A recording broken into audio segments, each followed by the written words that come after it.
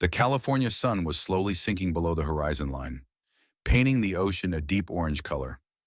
I sat on the veranda of my Malibu home, watching the waves crash against the shore.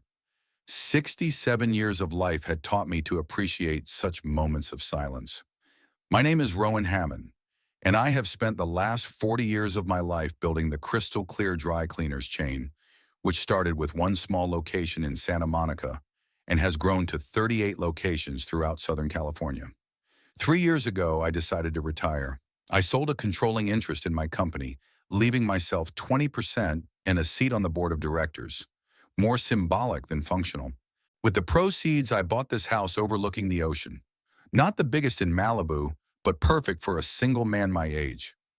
My wife Lillian died 11 years ago of pancreatic cancer, and I've lived alone ever since. The only connection to my past is my son Otis. He is 42 years old and he seems to have it all. A successful career as a stock analyst, a beautiful wife Octavia, who works as a digital marketing consultant, and a house in an upscale Los Angeles neighborhood. I paid for his Stanford education, helped with the down payment on the house. But money was something that had always stood between us. I sighed and took a sip of scotch from my glass. The phone resting on the table vibrated, a message from Otis. Stop by with Octavia tomorrow night at 6. Need to discuss your finances and insurance. These care visits, as I called them to myself, had become more frequent over the past year. It all started after I stumbled on the stairs and broke my wrist. A minor injury, but Otis reacted as if I were dying. Suddenly, he was interested in my health, my finances, my future plans. Octavia, his wife, started sending links to nursing homes, calling them active retirement communities. I wasn't naive. In 40 years of running a business, I had learned to recognize people who were pursuing their own gain, even if those people are my own family. As I scrolled through the events of the past few months, I remembered how 2 months ago, Otis had offered to help me manage my investments. Dad, at your age, you shouldn't have to worry about things like that. I work with finances every day. Let me take care of it, he said. His voice sounded sincere, but his eyes betrayed the greed I'd seen thousands of times in people who came into my office with good deals. I politely declined, saying that I like to keep track of my own investments. It was true. I may not have been as knowledgeable about modern technology as younger people, but finance had always been my forte. Otis' reaction surprised me. He wasn't just disappointed, he was angry. His face contorted for a moment before he regained control and pulled on a smile. Sure, Dad, whatever you say. After that conversation, something changed. Otis started showing up more often, often unannounced. Octavia, who used to barely dignify me at family gatherings, suddenly became extremely thoughtful. They brought groceries I didn't ask for, rearranged furniture for my safety, insisted on installing security cameras in case you fell. And then I began to notice small but disturbing details. Once, when Otis thought I was in the shower, I saw him looking through my bank statements lying on the table. Another time, Octavia was taking pictures of documents in my office. When I asked what she was doing, she said, "Oh, just thought you might need a digital copy of your important documents." A week ago, an event occurred that finally confirmed my suspicions. I was returning from the grocery store and saw Otis's car parked outside the office of Morris Frindle, my attorney. It could have been a coincidence, but my intuition told me otherwise. I parked a block away and waited. 20 minutes later, Otis emerged from the building with a folder in his hands. The expression on his face was smug, even triumphant. That evening, I called Morris. We'd known each other for 30 years.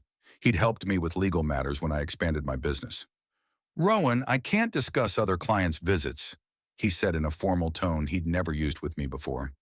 "Morris, Otis is my son. If he came to you about my business, I have a right to know." A pause followed. "I'm sorry, Rowan, but I really can't talk about it." Professional ethics. I realized something was seriously wrong. Morris had never been this formal with me. We played golf every Sunday for 15 years until his arthritis became too much. He'd been to Lillian's funeral. He'd known Otis since he was a kid. "Morris, are you representing my interests or my son's interests?" I asked bluntly. Another long pause. "Maybe you should get another lawyer, Rowan," he finally said and hung up. That night I couldn't sleep. Thoughts swirled in my head. What was Otis up to? Why was Morris suddenly so distant? I ran through possible scenarios and none of them were encouraging. The next morning, I went to the bank and requested statements for all my accounts for the past year. Going through them at home, I found several transactions I couldn't remember. Small amounts, but they were regularly going into an account I didn't recognize. I called the bank. Mr. Hammond, these transfers were authorized by you through online banking, an employee told me. We sent you confirmations to your email. The problem was that I hardly ever used online banking. I had a login and password, but I preferred the old-fashioned methods. In-person visits to the bank, or at most, phone calls. I checked my email. Indeed, there were transaction notifications there, but they automatically went to my spam folder. Someone had accessed my online banking and was redirecting the notifications so that I didn't see them. Now the picture was starting to become clearer. Otis wasn't just concerned about my health. He was methodically preparing the ground to gain control of my finances, perhaps even trying to have me declared incompetent. I sat on the veranda, looking out at the ocean and contemplating my situation. The sun had almost set, turning the water into a dark, shimmering mass. My son, my flesh and blood, was plotting against me. Does it hurt? Yes, it hurt like hell. But I also felt anger. The smoldering, quiet anger of a man who'd built a business from the ground up and wouldn't let anyone, not even his own son, take away what he'd earned. The ringing of the phone snapped me out of my musings. The number of Hector Price, my old friend and former business partner. Unlike Morris, Hector had always been unwaveringly loyal. Rowan, buddy, I'm calling about our poker game on Friday. Are you still in? His voice sounded cheerful as always.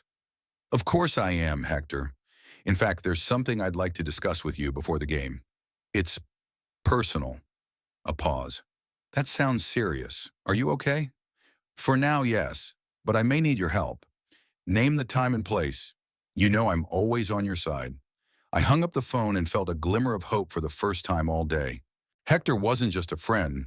Before his retirement, he'd been one of the most respected corporate lawyers in Los Angeles. If anyone could help me defend myself against Otis's machinations, it was him. Taking another look at the message from my son, I decided I would meet with them tomorrow. I would smile, nod, play the naive old man role they obviously expected me to play. In the meantime, I'll start developing my own plan. After all, I didn't build a successful business by being a simpleton. Otis might have been a smart stock analyst, but he clearly underestimated his father. See you tomorrow, son. I typed back and sent the message. Finishing my scotch, I stood up and took one last look at the dark ocean. The waves continued to lapping at the shore, indifferent to human drama. I felt a strange calmness.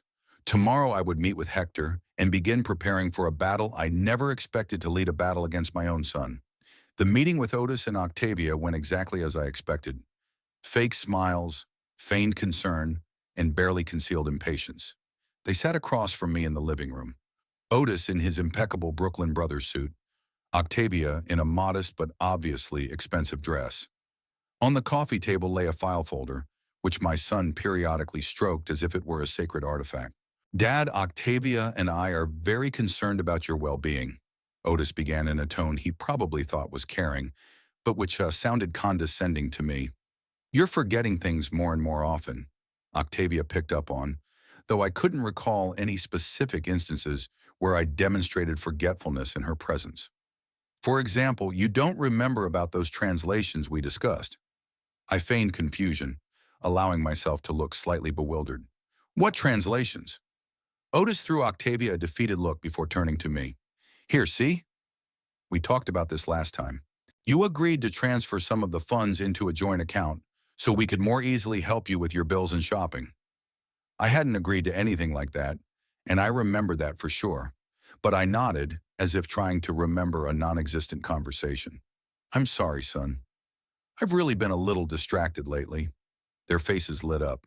Nothing pleases a predator like the weakness of prey. Don't worry, Dad, Otis opened the folder. I've got it all set up. These documents will give me signature authority on your major accounts. Just to help with the bills, of course. I took the papers, pretending to study them, though I was actually quickly taking pictures of each page on my phone, holding it at an angle invisible to them. The paperwork was professionally done. Power of attorney to manage finances, medical directives, even preliminary paperwork for the possible appointment of a guardian. It had all been prepared by Morris Frindle's office, my former attorney, a man I'd trusted for 30 years. It looks thorough, I commented, handing the folder back. We just want to make sure you're taken care of if anything happens, Octavia said with a smile that didn't reach her eyes. I noticed something else about the paperwork.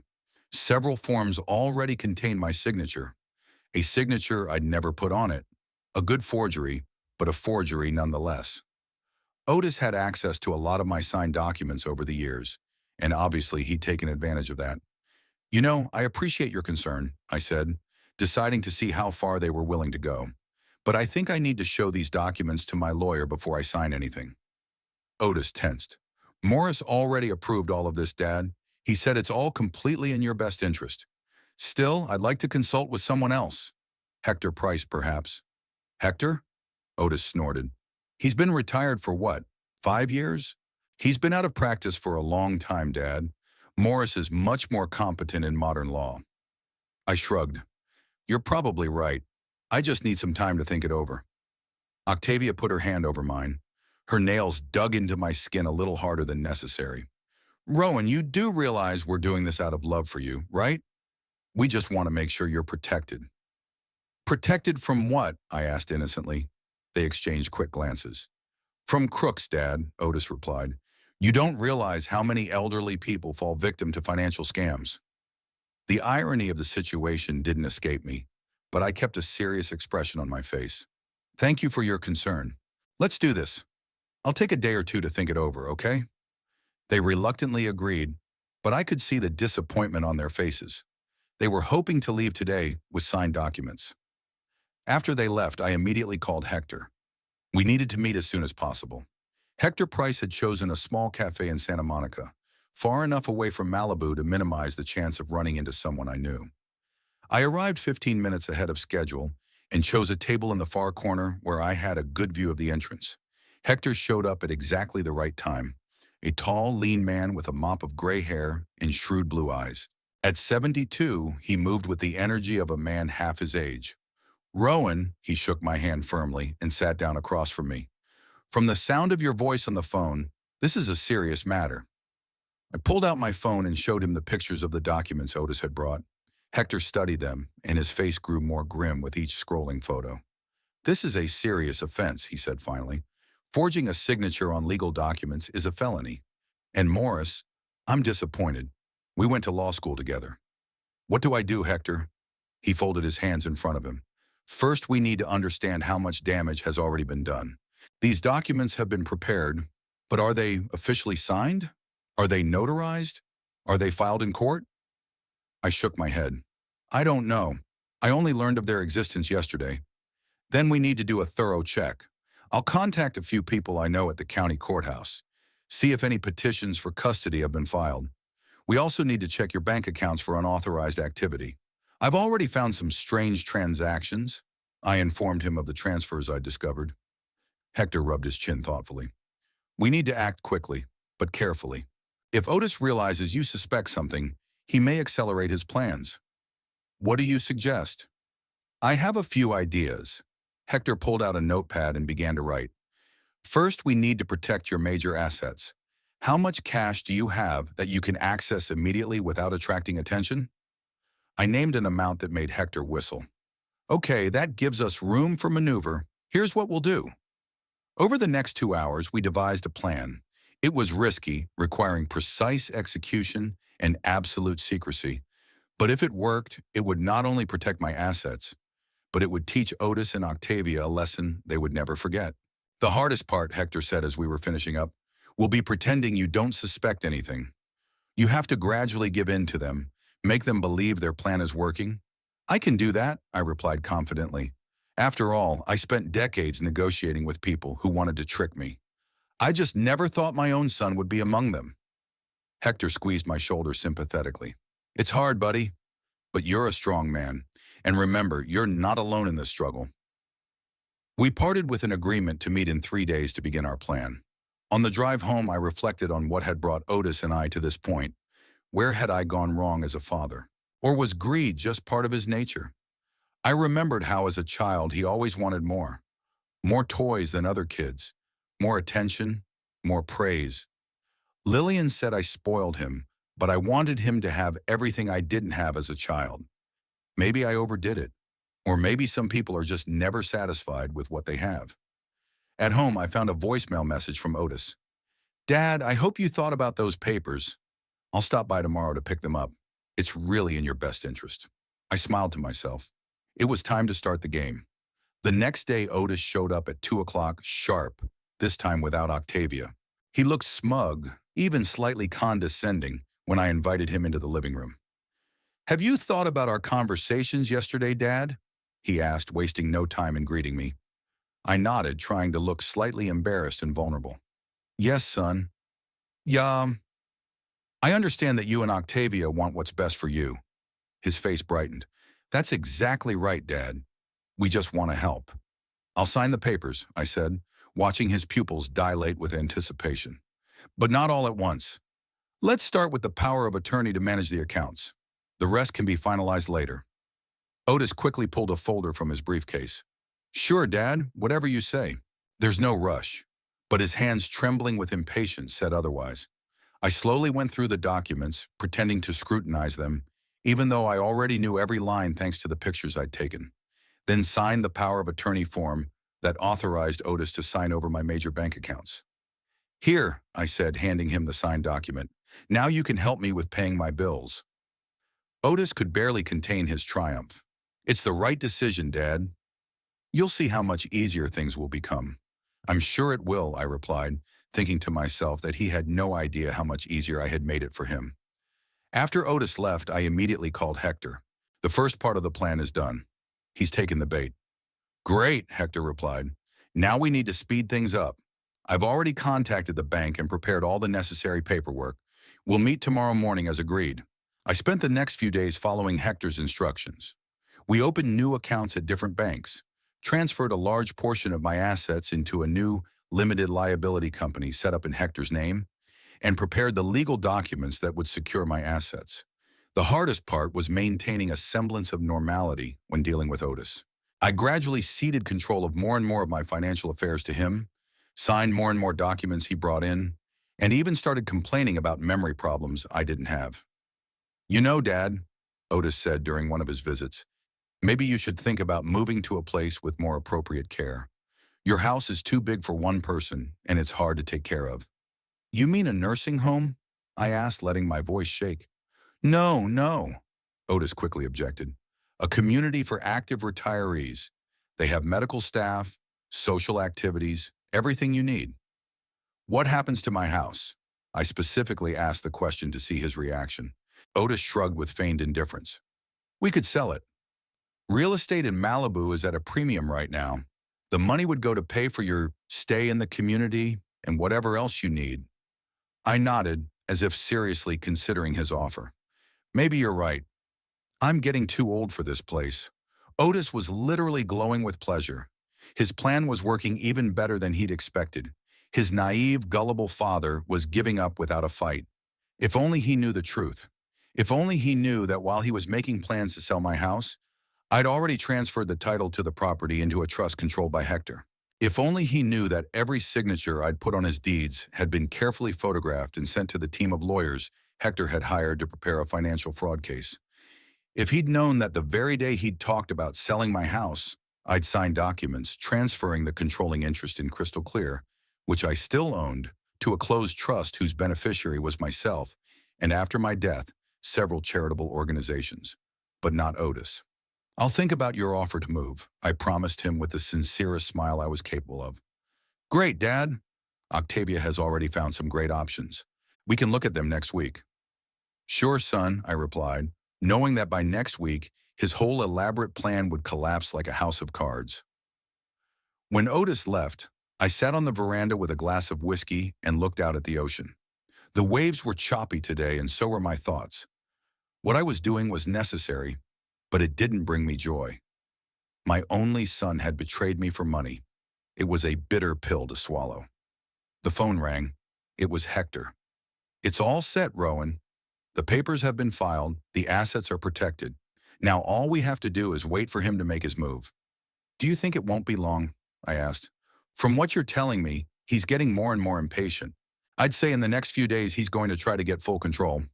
I took a sip of whiskey, feeling the liquid burn my throat. Then we'll be ready. Hector was quiet for a moment. Rowan, I have to ask again. Are you sure you want to go all the way? This is your son after all. I closed my eyes, visualizing Lillian's face. What would she say about what our son had become? What would she advise me to do? I'm sure you would, Hector. Otis needs to learn a lesson. Some things can't be bought or stolen. They have to be earned. Very well, Hector replied. Then let it go like this. Keep the phone on. When he makes his move, we'll need to act fast. I hung up the phone and continued to stare out at the ocean. Now all I had to do was wait and continue playing the role of a helpless old man who was unaware of the treachery that was brewing. But behind that mask was a man ready to fight. A man who would not allow his own son to rob him of his dignity and everything he had earned in his life. Otis would soon learn that his father was not as easy prey as he thought. 3 weeks passed in a strange silence. Otis called every day, inquiring about my well-being, asking if I needed anything, reminding me of the active retirement communities we were supposedly going to visit. I maintained a semblance of interest, saying I was thinking of selling my house, complaining about being tired and forgetful. I played the role they wanted to see, that of a helpless old man unable to take care of himself. Backstage, however, I was incredibly busy. Together with Hector, we were methodically executing our plan to protect my assets. A new limited liability company, Tidal Investments, now owned most of my assets. On paper, Hector was the sole owner, but we signed confidential agreements ensuring everything was under my control. I also hired a private investigator, Verna Lloyd, a petite woman with short gray hair and eyes that seemed to see right through you. She specialized in cases of financial fraud against the elderly. Mr. Hammond, she said during our first meeting, what your son is doing is unfortunately not uncommon. I've seen hundreds of similar cases. And what is usually the outcome? I asked. She shrugged. Honestly, most victims don't fight back. They either don't realize what's happening or are too emotionally attached to their relatives to confront them. You're a rare exception. Verna examined all the documents I signed for Otis and found that some of the signatures were obviously forged. She also traced the strange transactions in my accounts. They led to a series of new accounts opened in Otis and Octavia's names at a bank where I'd never had an account. They're preparing for a major transfer, she said, looking through the records. Apparently, they plan to transfer a significant amount of money in the near future. I nodded. And when they do, we'll be ready. Hector had prepared legal documents proving fraud. Verna gathered evidence of document forgery. We hired the best criminal defense attorney in Los Angeles, who kept all the paperwork ready. Everything was ready. All we had to do was wait for Otis to make his move. On that overcast Tuesday morning, I sat on the veranda, sipping coffee and watching the fog roll in over the ocean. There was a kind of eerie beauty in the way the gray clouds merged with the gray water, creating the illusion of infinity. I thought of Lillian, how she loved such foggy mornings. Time stops on days like this, Rowan, she used to say. My phone vibrated, interrupting my musings. A message from Otis. Your country house and car are sold. Goodbye. I stared at the screen, feeling a strange mixture of anger and some perverse relief rise up inside. Finally, he'd made his move. I pressed the call button, and Otis answered after the first beep. Dad, he said with feigned regret in his voice, I was just about to call you. I got your message, I said, trying to make my voice sound confused and scared. What's going on, Otis? What do you mean my house and car are sold? Dad, it was necessary. His voice now sounded like he was explaining something to a child. Your health is declining. You've admitted that yourself. We found a great place in a retirement community in Pasadena. You'll be supervised. There are nurses there. But my house, my car, I let my voice waver. How could you sell them without my knowledge? I have power of attorney, Dad. You signed it, remember? It was necessary for your own good. The money from the sale will go to pay for your stay in the community. I took a deep breath, as if trying to calm myself down. How much did you get for the house? A pause. $2,700,000. A good price in the current market conditions.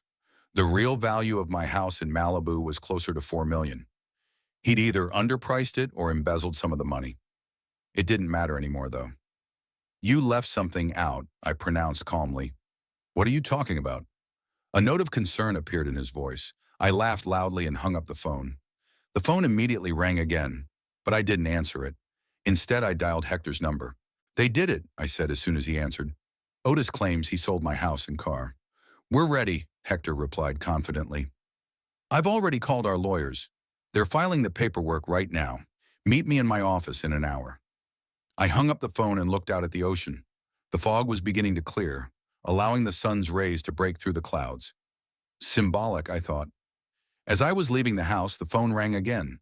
This time it was Octavia. I decided to answer it. Rowan, her voice sounded strained. What did you mean when you told Otis that he left something out? What were you talking about? You'll find out tomorrow, Octavia. I'm sure it will be a surprise. Look, Rowan, her tone became more aggressive. It's already done. The papers have been signed. The house is sold. The car is too. We'll pick you up tomorrow morning and take you to Pasadena. I'll look forward to it, I replied and hung up. The phone rang again, but I turned it off. It was time to act. Hector's office was in a small but elegant building in the Santa Monica business district. When I arrived, a small group of people were already gathered there. Hector himself, Verna Lloyd, and two men in strict suits I didn't know. Rowan, Hector introduced the strangers to me. This is Emmett Lowe, a bank fraud specialist, and Noel Parker, our criminal defense attorney. We exchanged handshakes and Hector invited everyone into the conference room. On a large screen on the wall, a document with a detailed plan of action was open. So, gentlemen and lady, Hector began, the time has come. Otis Hammond has made his move. Now it's our turn. He turned to Emmett. What's going on with the bank transfers? Emmett opened his laptop. $2,700,000 was withdrawn from Mr. Hammond's main account this morning. The money was transferred to a Wells Fargo bank account opened in Otis Hammond's name. And my real home? I asked. According to the county registry records, Verna replied as she looked at the documents on her tablet. The house at 27 Ocean View Drive, Malibu, was sold this morning to Pacific Holdings for the sum of $2,700,000. The papers were signed by Otis Hammond as trustee. Pacific Holdings. I looked at Hector. Is that a shell company? He nodded. Most likely. We're checking, but I'm pretty sure its owners are Otis and Octavia. They sold your house to themselves at an undervalued price, probably to save on taxes. What about the car? Your Mercedes was sold to a dealership in Long Beach for $95,000, Verna reported. Again, the paperwork is signed by Otis Hammond. I shook my head. The car is worth at least $130,000. They were in a hurry, Hector remarked, and probably got some of the money in cash.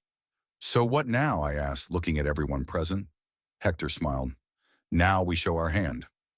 Noel, the criminal defense attorney, opened his briefcase and pulled out a stack of documents.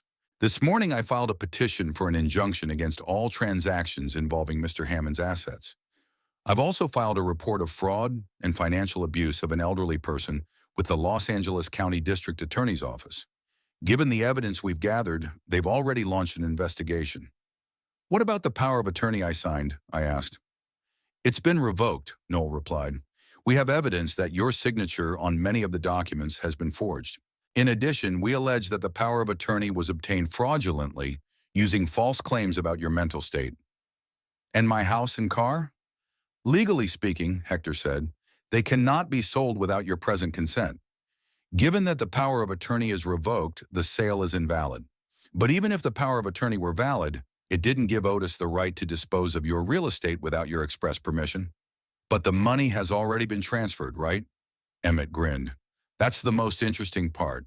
Remember the new accounts we set up?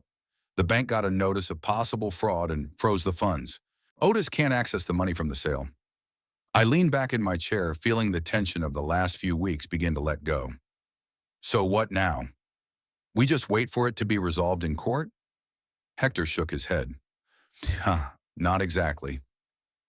There's something else you should know about Rowan. Do you remember the papers you signed for Otis? Of course. We did a little modified some of them before you signed them. The last few pages, which Otis probably didn't even read, contain an admission of attempted fraud. I stared at him.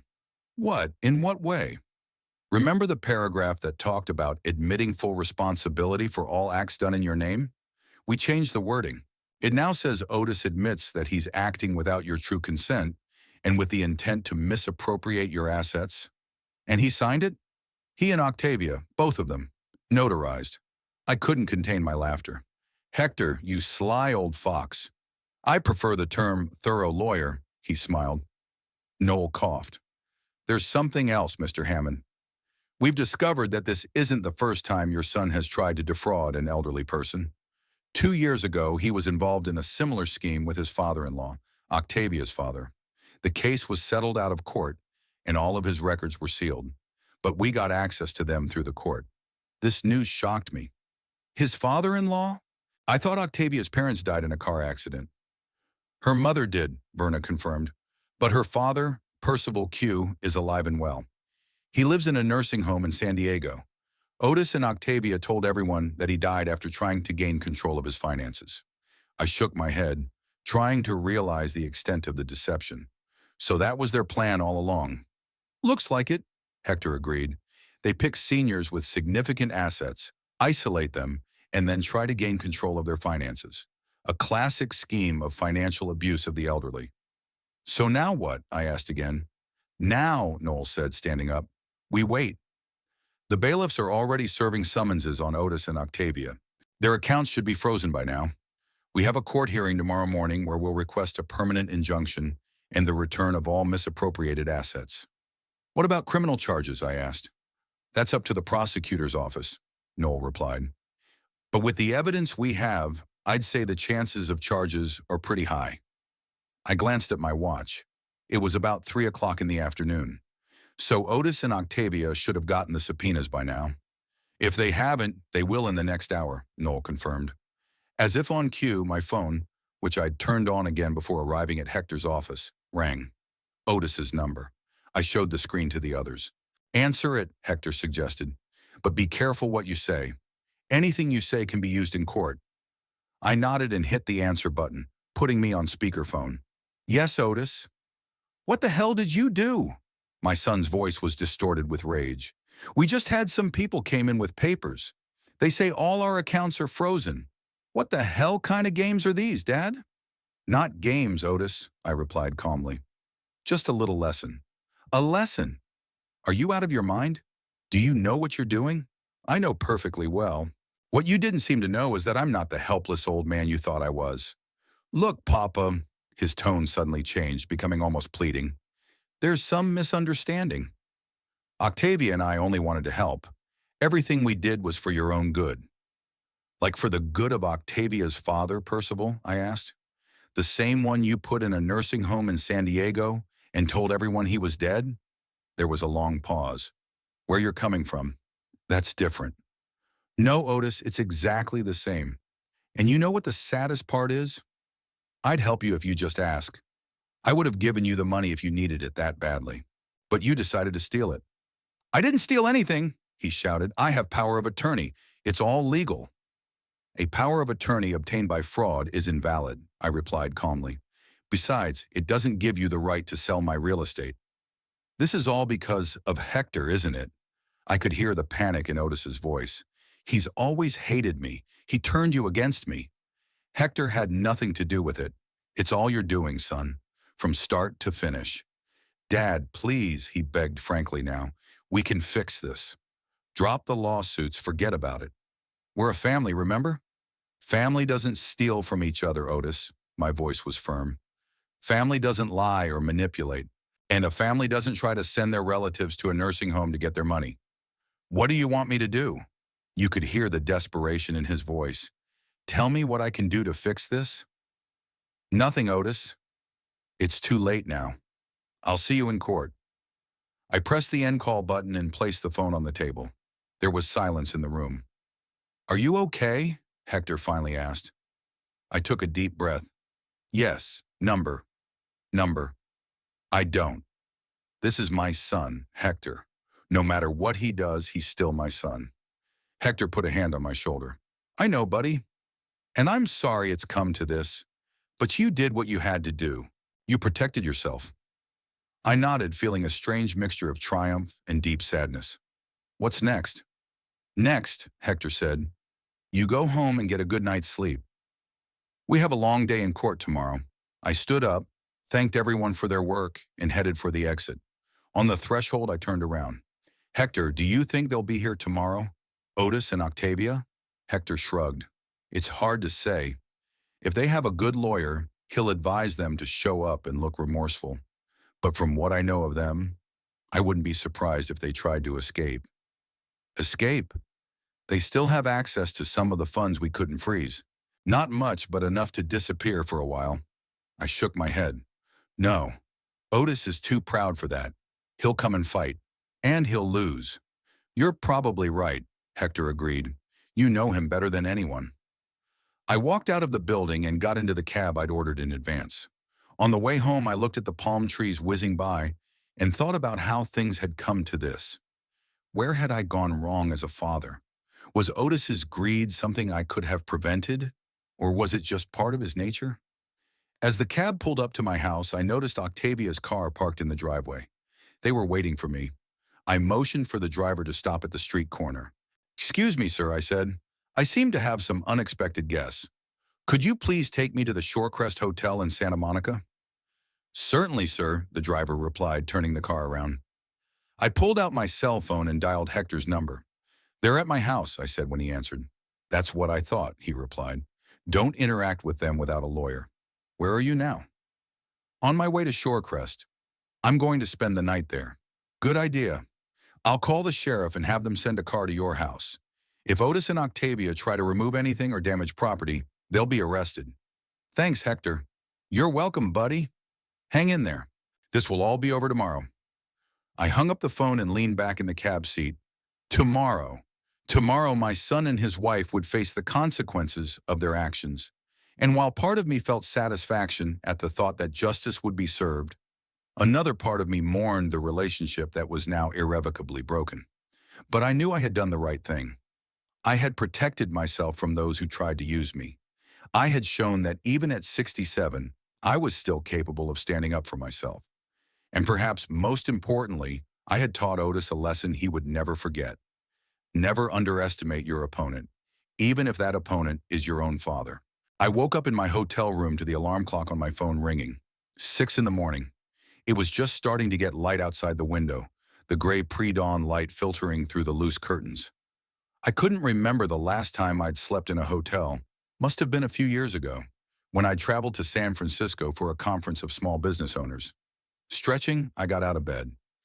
Despite the stress of the previous day, I slept surprisingly well. Perhaps because for the first time in months, I felt like I was regaining control of my life. My phone vibrated, a message from Hector. The sheriff's car was outside your house all night. Otis and Octavia stayed there until midnight, then left. Everything's quiet. Court's in session at 10:30. Meet me at the courthouse at 9:45. I showered, dressed in the suit I'd thoughtfully brought with me the day before, and went down to the hotel restaurant. I didn't have much of an appetite, but I forced myself to eat some scrambled eggs and drink a cup of coffee. I was going to need my strength today. At 9:30, the cab dropped me off at the Los Angeles County Courthouse, a grand Art Deco building in the center of the city. Hector was already waiting on the steps, dressed in an immaculate navy blue suit. Standing next to him was Noel Parker, our criminal defense attorney. Ready for a fight? Hector asked, shaking my hand. As ready as I can be, I replied. We walked up the steps and through the metal detectors at the entrance. Inside, the courthouse was a beehive of activity, with people in business suits with files and briefcases in their hands. Noel led us to the third-floor courtroom, where our hearing was to take place. The room was almost empty when we entered. A few clerks were preparing documents. A young woman was setting up microphones. We took seats at the plaintiff's table. What's going to happen today? I asked Noel. Today is the preliminary hearing, he explained. The judge will consider our motion for a permanent injunction and set a date for a full trial. The issue of keeping the freeze on Otis and Octavia's accounts will also be decided. Will they be here? They should be. Their lawyer will definitely be, Noel replied. Hector put a hand on my shoulder. Don't worry, Rowan. We have an ironclad case. At that moment, the hall doors opened and Otis and Octavia walked in, accompanied by a man I didn't know, obviously their lawyer. Otis looked pale and gaunt, as if he had been up all night. Octavia, on the other hand, held herself with defiant dignity, chin high. They took seats at the defendant's table without looking in our direction. Their lawyer, however, approached us. Charles Woodward, he introduced himself. Mr. and Mrs. Hammond's attorney. Noel shook his hand. Noel Parker. Mr. Parker, Woodward continued, my clients are interested in settling this case out of court. Perhaps we could discuss terms? Noel looked at me, and I shook my head negatively. I'm afraid that's not possible, Noel replied. My client insists on a full trial. Woodward pressed his lips together. Mr. Parker, it's in the best interest of all parties to avoid a public scandal, especially given the family ties. Family ties didn't stop your clients from trying to rob mine, Noel parried. Woodward sighed. Very well, but my offer stands. He walked back to the defendant's desk and said something quietly to Otis. My son threw me a look full of a mixture of anger and fear. I endured that look without averting my eyes until he turned away first. At exactly 10:30, the door behind the judge's seat opened, and the judge walked in. A short, full man with balding hair and penetrating eyes. All rise, the Honorable Judge Richard Holt presiding, announced the bailiff. Everyone stood up. The judge took his seat and announced, be seated. Case number 43,265 fraction 2025. Hammond v. Hammond. Preliminary injunction hearing. Noel stood up. Noel Parker, representing the plaintiff, Rowan Hammond. Charles Woodward, representing the defendants, Otis and Octavia Hammond. The attorney on the opposite side stood up. Judge Holt looked over the documents in front of him. So, Mr. Parker, are you alleging that the defendants fraudulently obtained power of attorney from the plaintiff and used it to misappropriate his property, including the sale of real estate and a vehicle without his knowledge or consent? Quite correct, Your Honor. And you are asking for a permanent injunction prohibiting the defendants from disposing of any of the plaintiff's property, as well as maintaining a freeze on their accounts until the end of the proceedings? Yes, Your Honor. The judge turned to Woodward. Mr. Woodward, defense position? Woodward stood up. Your Honor, my clients categorically deny all charges. The power of attorney was legally obtained with the full and informed consent of the plaintiff. Mr. Otis Hammond was acting solely in the best interests of his father, who, due to age and health, is incapable of managing his own finances. I felt the blood rush to my face with indignation, but Hector squeezed my shoulder warningly, urging me to remain calm. Do you have evidence of the plaintiff's incapacity, Mr. Woodward? The judge asked. We are prepared to provide a medical report. From what doctor? Interrupted the judge. Woodward hesitated. We're in the process of obtaining a formal report, Your Honor. So you don't have one, the judge stated. Mr. Parker, your objection? Noel stood up. Your Honor, Mr. Hammond is fully competent, as evidenced by the report of an independent psychiatrist, Dr. Sarah Freeman, a copy of which is attached to our motion. Moreover, we have evidence that the defendants have systematically attempted to portray Mr. Hammond as incompetent, including forging his signature on a number of documents. The judge looked at some more papers. I also see a statement that the defendants have signed documents admitting to attempted fraud. Is that correct, Mr. Parker? Yes, Your Honor. When the defendants thought they were processing the sale of the plaintiff's property, they inadvertently signed documents admitting to attempted financial fraud against an elderly person. This is absurd, Otis exclaimed, jumping up from his seat. Silence in the courtroom, said the judge sternly. Mr. Woodward, control your client. Woodward hissed something to Otis, and he reluctantly sat down. Mr. Woodward, your answer to this charge? The judge continued. Your Honor, if such documents exist, they were obtained fraudulently. My clients would never sign a confession to a crime they did not commit. I see, the judge nodded. Mr. Parker, do you have these documents? Noel handed the judge a folder. Right here, Your Honor. Notice the defendant's signatures on page 7 and 8, notarized. The judge studied the documents, then looked up. Mr. and Mrs. Hammond, do you admit that these are your signatures? Woodward tried to answer, but the judge stopped him. I want to hear from the defendants themselves. Otis and Octavia looked at each other. Then Otis reluctantly stood up. Yes, that's my signature, Your Honor. But I didn't read what I signed. I was told it was standard estate sale paperwork. Told by whom? The judge clarified. A notary, or a person who identified himself as a notary. The judge looked at him skeptically. Mr. Hammond, you are a stock analyst, correct? Yes, Your Honor. And in your professional life, you deal with legal documents on a regular basis? Yes, but... And yet you signed a legal document without reading it? Otis was silent. Mrs. Hammond, the judge turned to Octavia, is that your signature? Octavia stood up. Yes, Your Honor. But as my husband said, we didn't know what we were signing. The judge sighed. I see. Mr. Parker, what else do you have? Noel presented the rest of the evidence to the court. Forged signatures, strange bank transactions, documents about the sale of the house and car. The longer he spoke, the darker Otis and Octavia's faces became. Finally, the judge announced, I have reviewed the evidence presented and believe that the plaintiff has presented sufficient grounds for a permanent injunction. Defendants are restrained from disposing of any of plaintiff's property, including real estate, vehicles, and financial assets. The freezing of the defendant's accounts shall remain in place until the conclusion of the proceedings. I felt a wave of relief come over me. The first round was upon us. In addition, the judge continued, I am forwarding the case file to the district attorney's office for consideration of filing a criminal complaint for financial fraud against an elderly person. A full trial is set for October 22nd. This concludes the preliminary hearing. The judge banged his gavel, stood up, and left the room. Otis looked like he'd gotten a punch in the solar plexus. Octavia whispered something fiercely in his ear, her face contorted with anger. Woodward approached our table. Mr. Parker, my clients are still open to a pretrial settlement. Perhaps after today's meeting, your client has changed his mind? Noel looked at me. I shook my head. I'm sorry, Mr. Woodward, but my client's position hasn't changed, Noel replied. Woodward pressed his lips together. That's too bad. It would have been better for everyone to resolve this matter quietly. For your clients, perhaps, I replied, but not for me. Woodward turned back to Otis and Octavia. They were arguing quietly but fiercely about something until they noticed me watching them. Otis threw me a hateful look, then grabbed his briefcase and walked quickly out of the room. Octavia followed him without even glancing in my direction.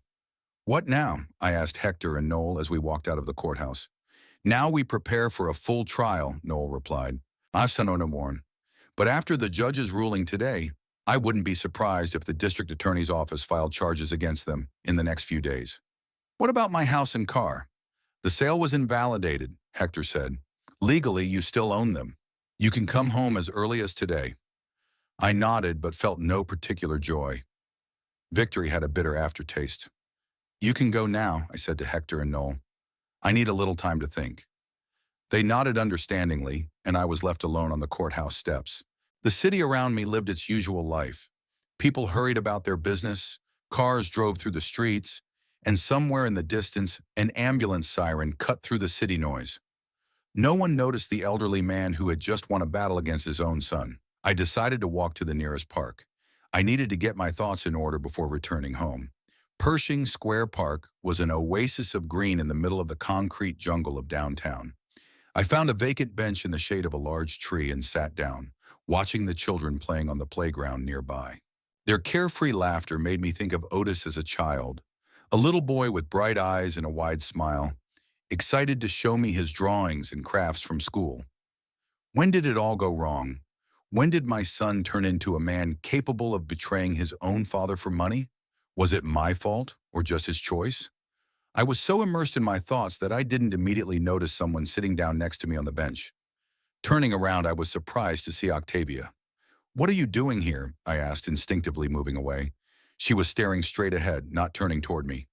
I followed you from the courthouse. I need to talk to you. Where's Otis? Gone with Charles. He doesn't know I'm here. I remained silent, waiting to see what she would say next. You ruined us, she said quietly, but with fury in her voice. Our reputations, our careers, our futures, all destroyed. You destroyed everything yourself, I replied, by your own actions. She finally turned to me. You don't understand. We had no choice. There is always a choice, Octavia. Not when you owe millions. Her voice shook. Otis had made some bad investments, major failed investments. We were on the verge of bankruptcy. This news caught me off guard. Why didn't he come to me? I would have helped him. She grinned bitterly. Pride. He couldn't admit to his successful father that he'd failed. So he chose to steal from me instead? He preferred to call it borrowing. We were going to give it all back. One day. I shook my head. And you believe that? She averted her gaze. I believe we had no other choice, especially after my father refused to help.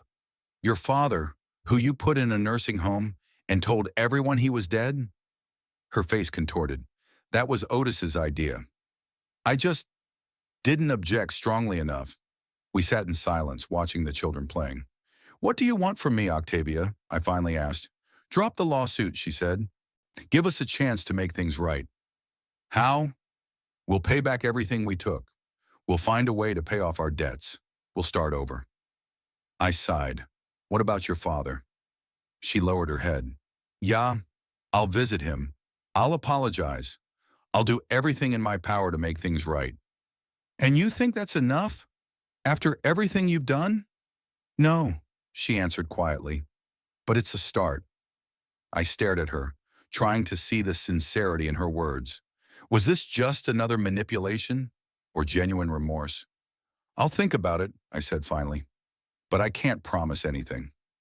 She nodded, stood up, and without another word walked away. I remained sitting on the bench, mulling over our conversation. Part of me wanted to believe her, wanted to give Otis another chance. After all, he was my only son.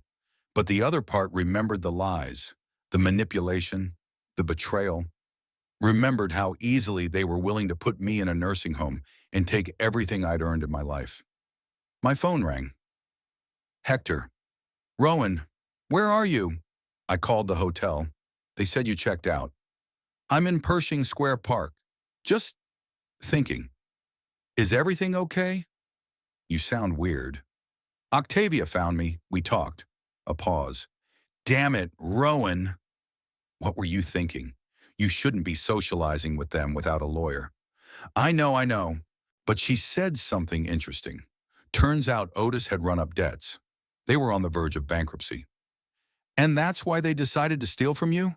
Hector snorted. What an excuse. Not an excuse, I agreed, but an explanation. Hector sighed. Listen, Rowan. Whatever they say now, remember. They've been lying to you for weeks, for months, manipulated you, were willing to leave you penniless. I remember, I replied. It's complicated. Of course it's complicated. He's your son, but don't let your emotions cloud your judgment. They didn't change in one day. I knew Hector was right, but the heart doesn't always listen to reason. I'll be careful, I promised. Thanks for your concern, friend. That's what friends are for.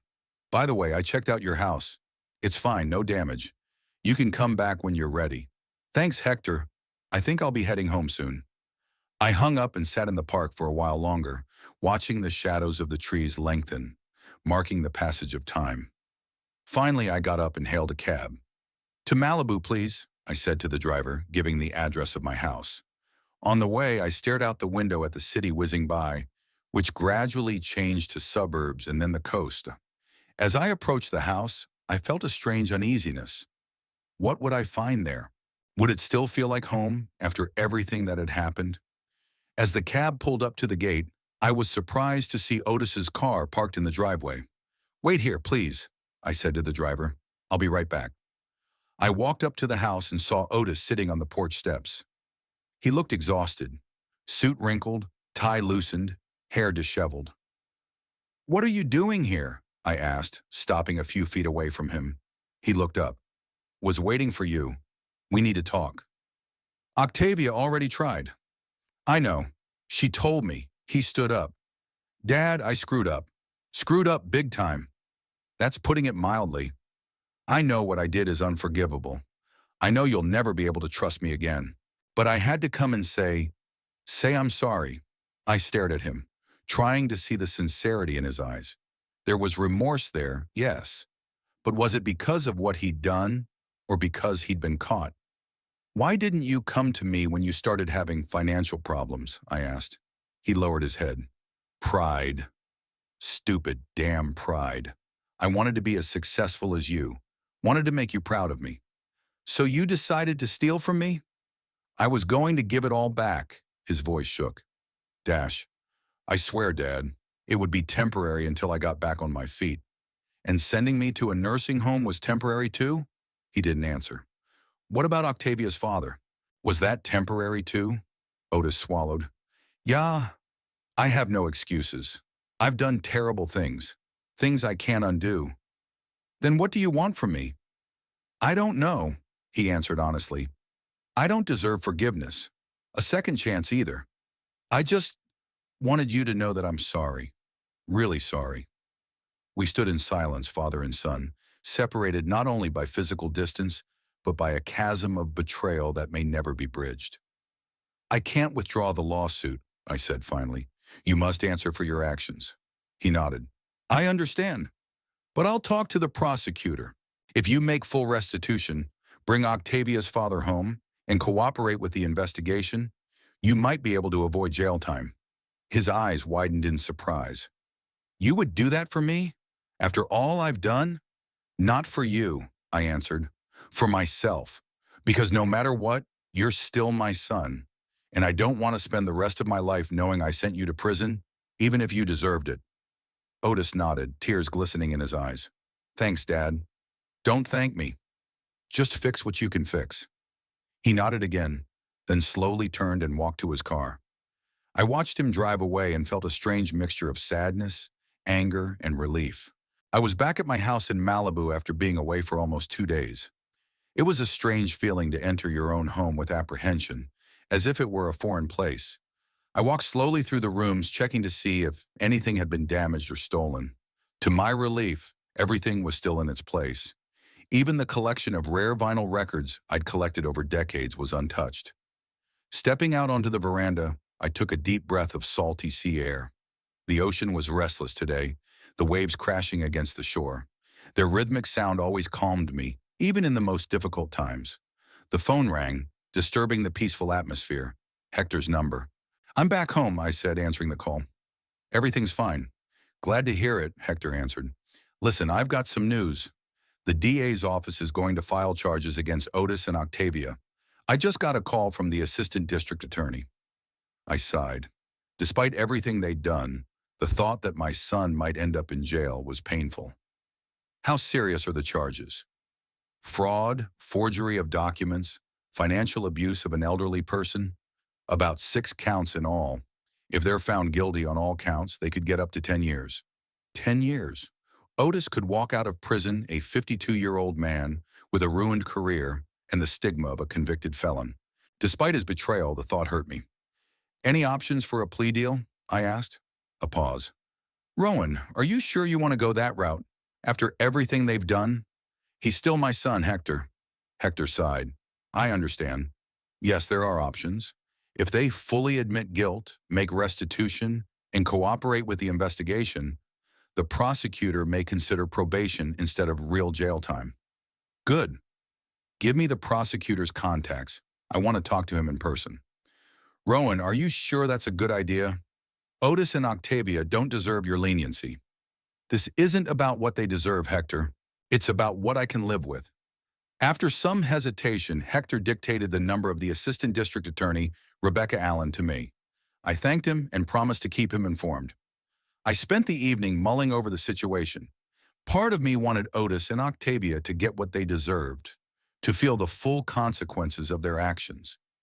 But the other part, the fatherly part, couldn't bear the thought of my only son spending a decade behind bars. In the morning, I called Rebecca Allen and set up a meeting at her office at 3 in the afternoon. Then I dialed Otis's number. He answered after the first beep, as if he'd been sitting with the phone in his hand, waiting for my call. Dad? His voice sounded unsure. Otis, we need to talk. Today. The DA's office is preparing to file charges against you and Octavia. Silence. Then, how bad is it? Bad enough.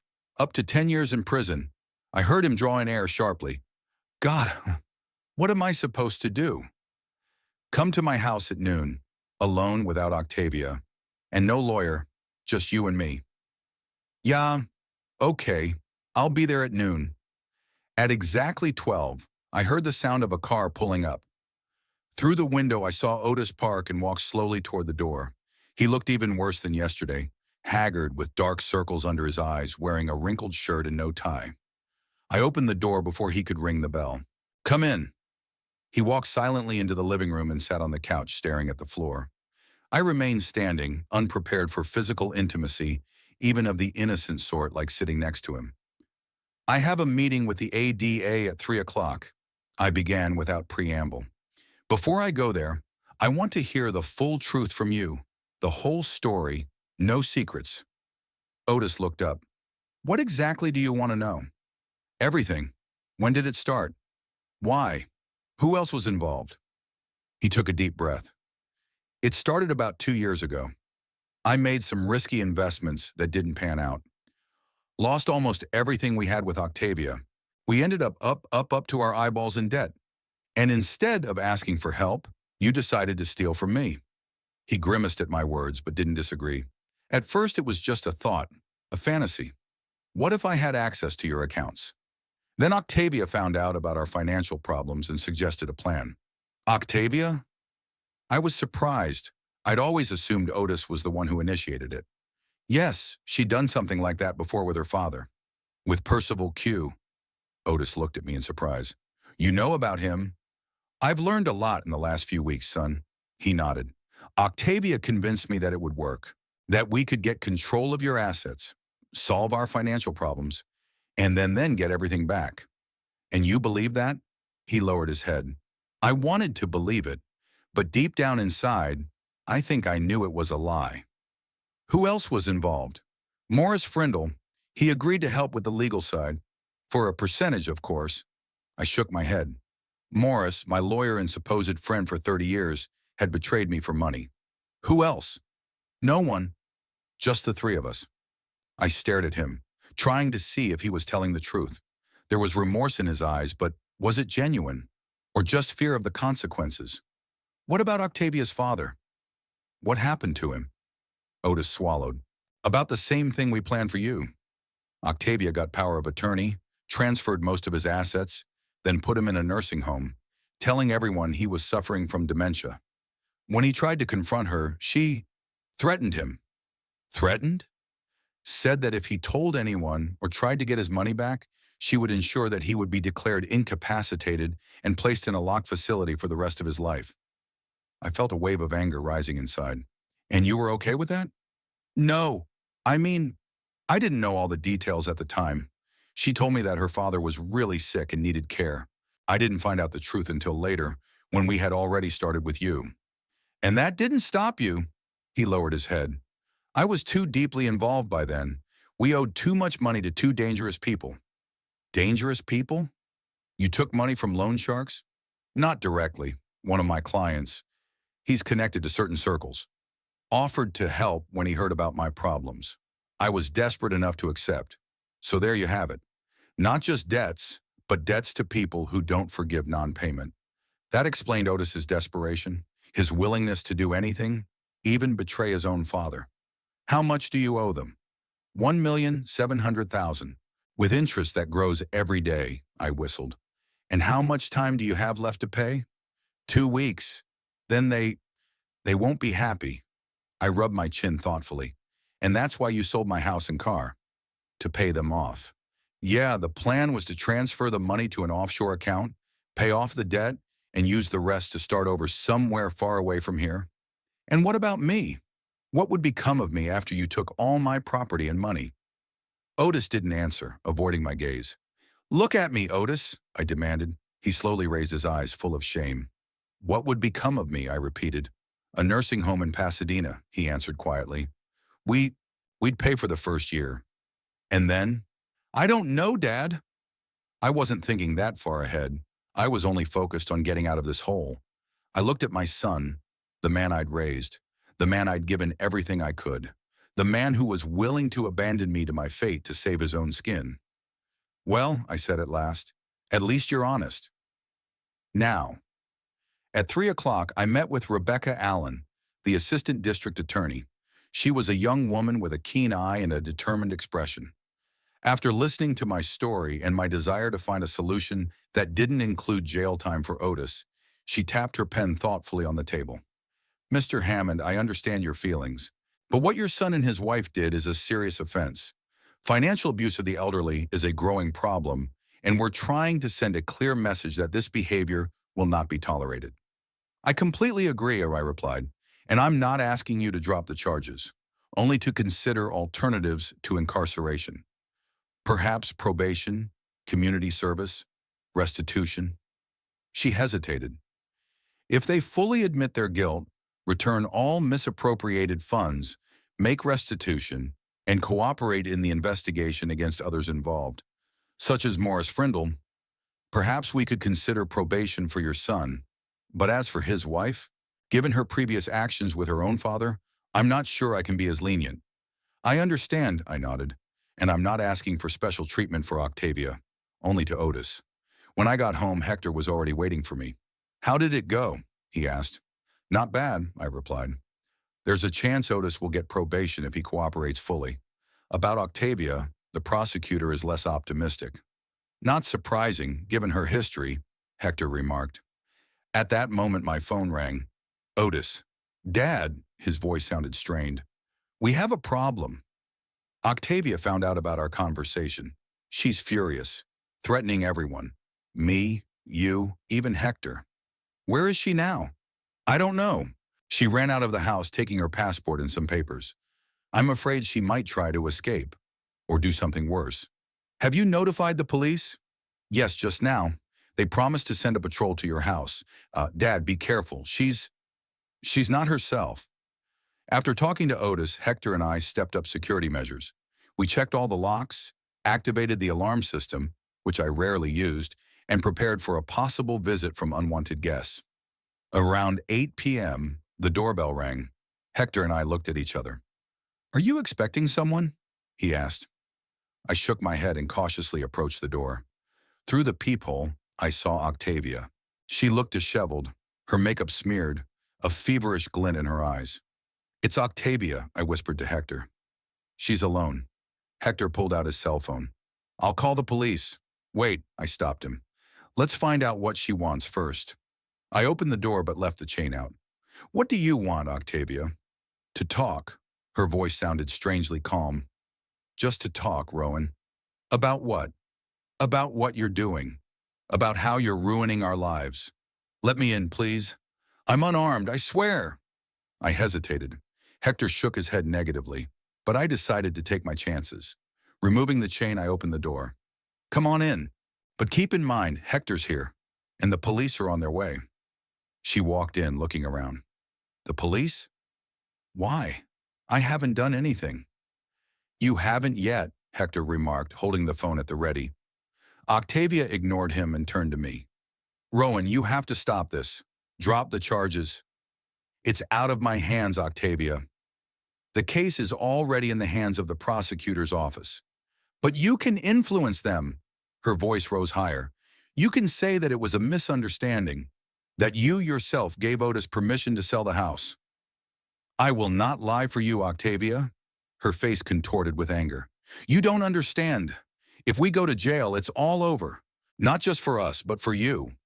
Is that a threat? I asked calmly. It's a fact, she exclaimed. I have connections, Rowan.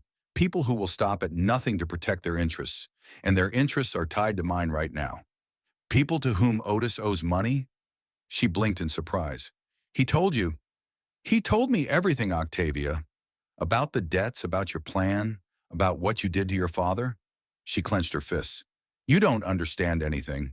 My father deserved what he got. He was always controlling me, always telling me I wasn't good enough. And now you're doing the same thing to Otis. I never controlled Otis. I've always given him the freedom to choose. Lies, she shouted. You were always hovering over him, always so successful, so perfect. How could he ever live up to that? How could he admit to you that he was a failure? I was struck by the intensity of her emotion. Was it genuine pain or just another manipulation?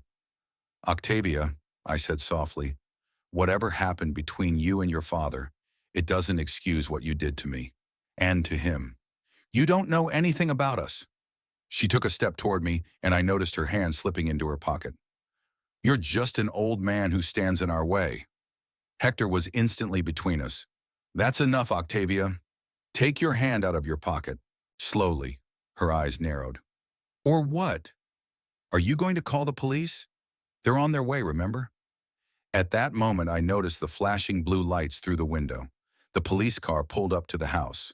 Octavia saw them too, her face contorted with panic. "No!" she exclaimed. "I can't! I'm not going to jail!" She snatched something from her pocket, a small pistol. Hector reacted instantly, lunging forward and intercepting her arm. They struggled, and I heard a shot. Then the police burst into the house. "Police! Everybody on the floor!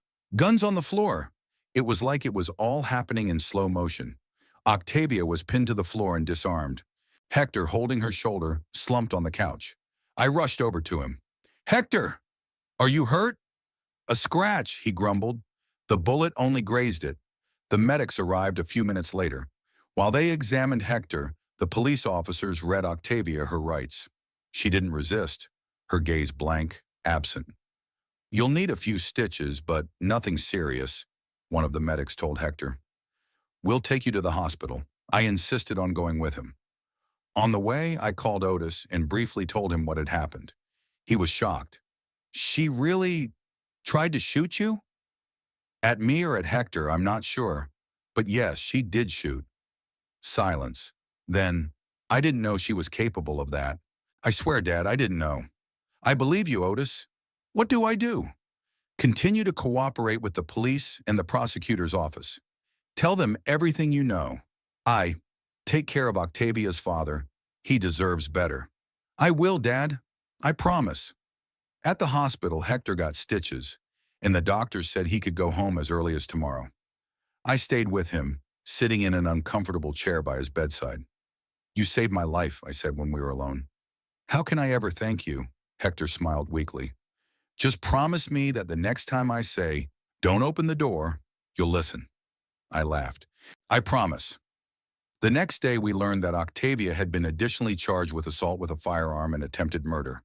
Otis, as promised, had cooperated fully with the authorities, providing all the evidence against Morris Frindle and detailing the scheme they were planning.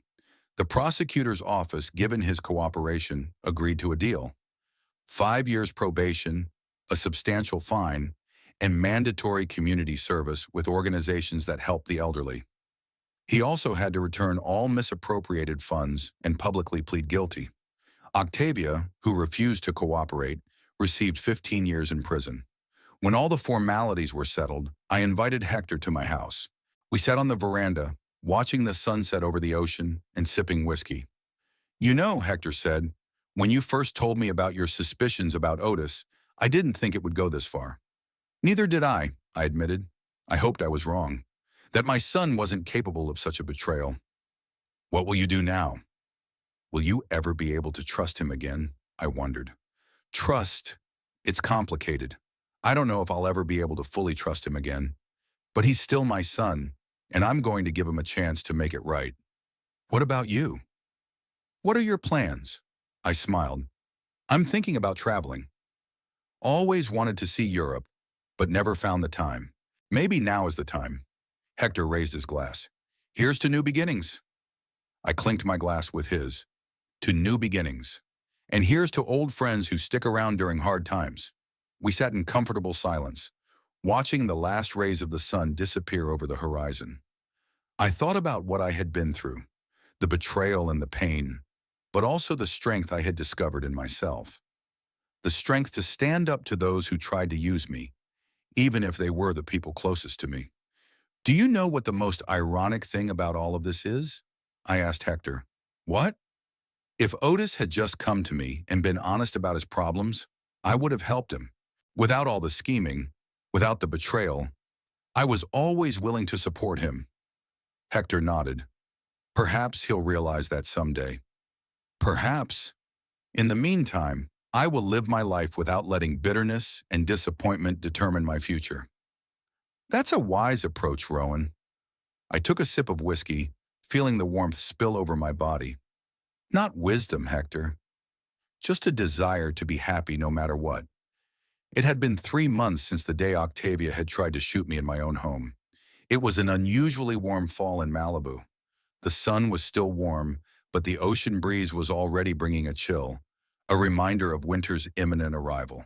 I was sitting in the office of my lawyer, Neil Carmichael, whom I'd found on Hector's recommendation after Morris Frindle had been disbarred and was under investigation for accessory to fraud. "So, Mr. Hammond, all the paperwork is ready." Neil laid out the folders of paperwork in front of me. "Selling your current house, buying a new one, changing all your contact information, new bank accounts, everything you asked for." I nodded, looking through the paperwork. The decision to sell the house I'd lived in for the past 3 years hadn't come easily to me, but I couldn't stay in a place where so many unpleasant things had happened. Every time I entered the living room, I remembered Octavia with a gun in her hand. Every time I sat on the veranda, I thought of those conversations with Otis that ended up being just part of his plan to take my money. "What about the legal restrictions?" I asked. "You said additional steps could be taken." Neil pulled out another folder. "Yes, we've prepared an injunction. If the court approves it, neither Otis nor Octavia will be able to come within 500 meters of you. Given the circumstances of the case, I'm sure the judge will approve the request." "Very well. Mr. Hammond, if I may ask a personal question?" Neil looked a little unsure. "Are you sure you want to completely sever your relationship with your son, even after he cooperated with the investigation and only got probation?" I sighed. It was a question I'd asked myself every day for the past 3 months. Every time the phone rang and Otis's name popped up on the screen. Every time a text message came through apologizing and asking for a meeting.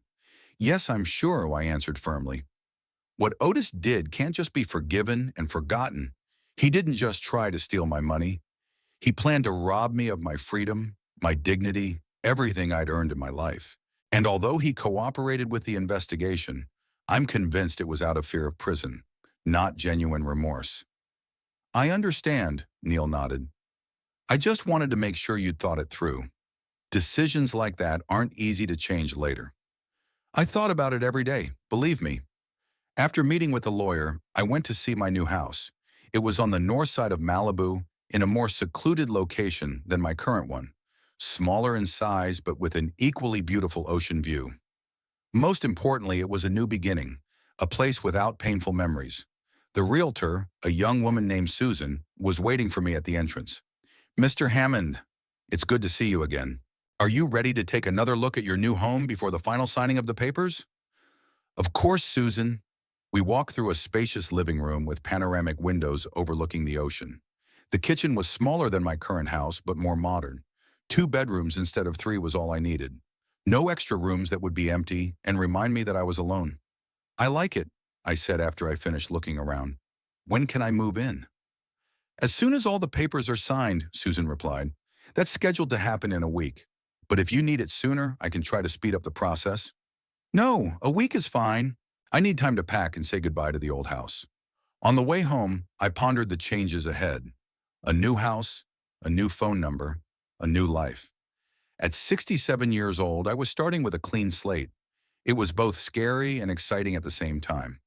There was an envelope waiting for me at home, slipped under the door. I recognized Otis's handwriting immediately. My first instinct was to throw the letter away without reading it, but something stopped me.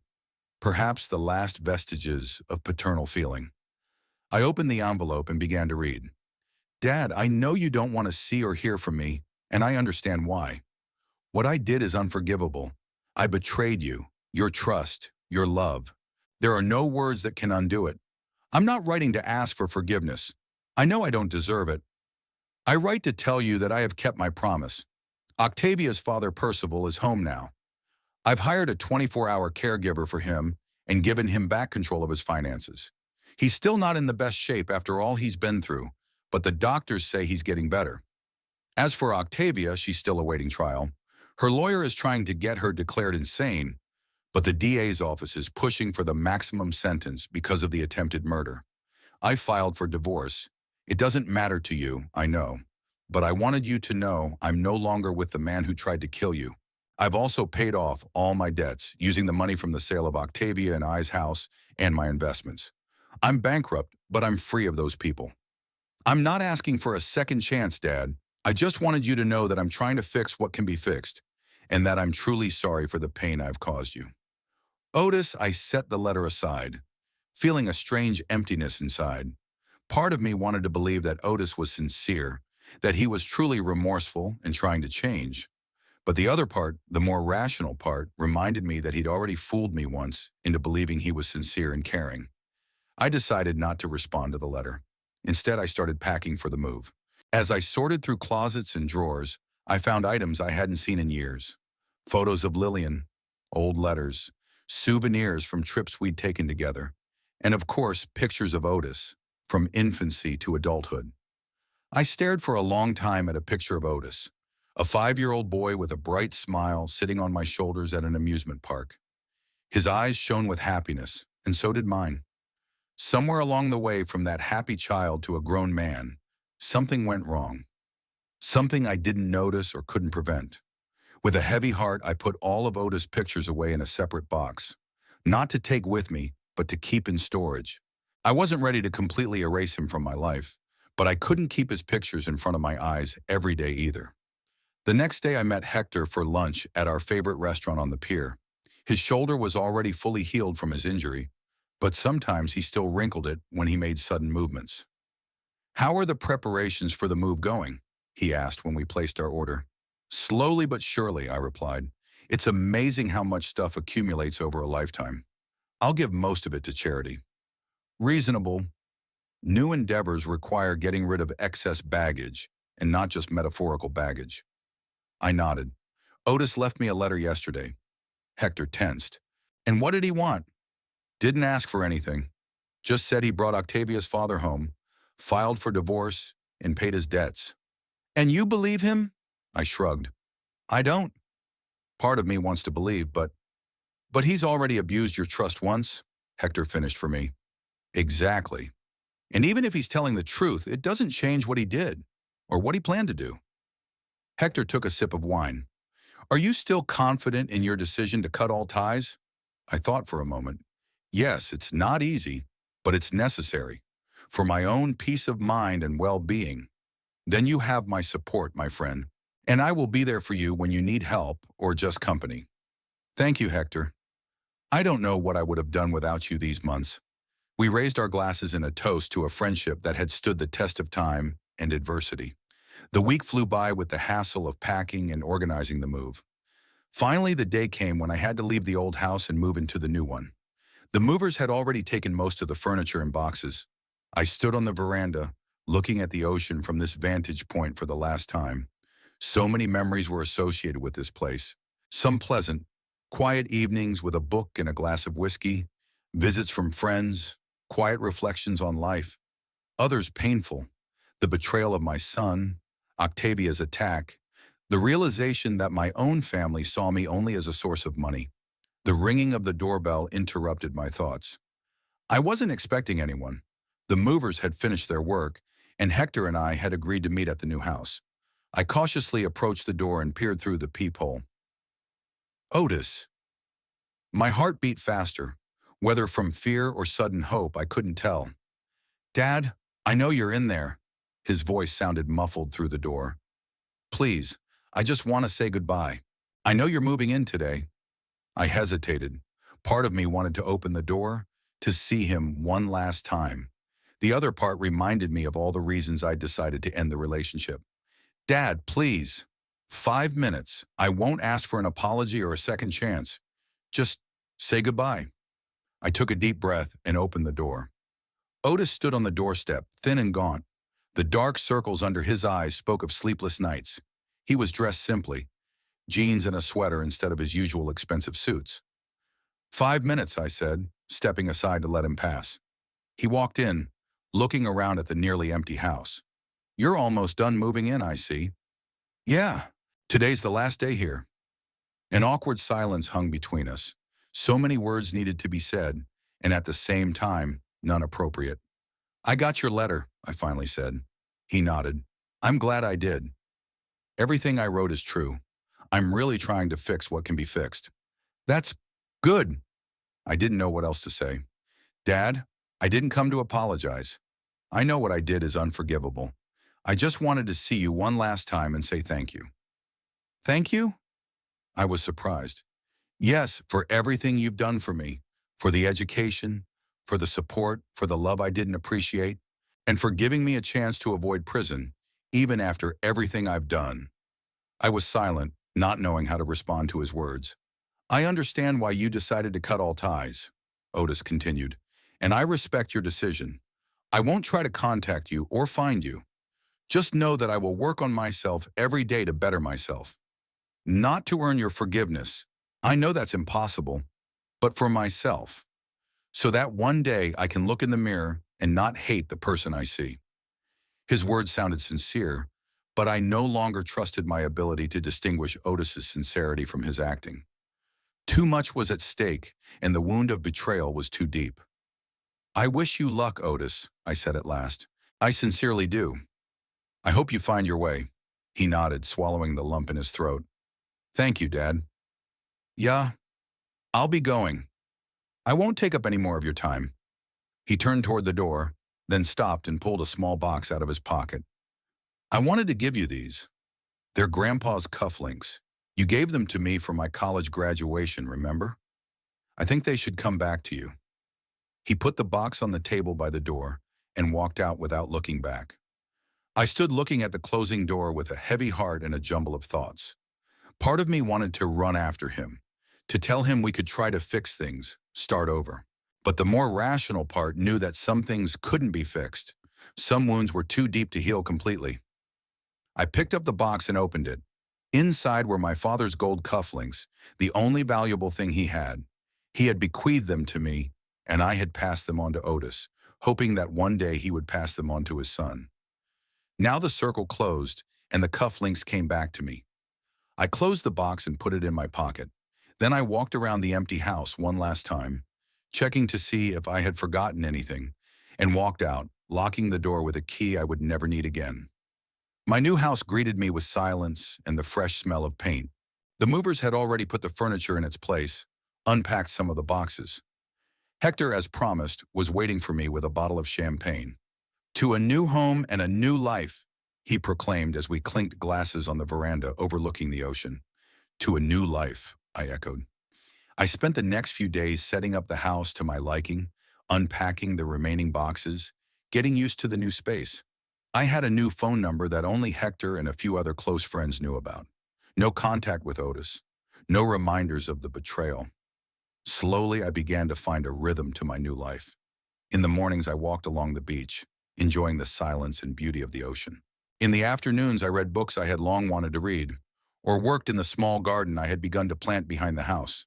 In the evenings, I would sometimes go out with Hector or other friends, sometimes just sitting on the veranda watching the sunset.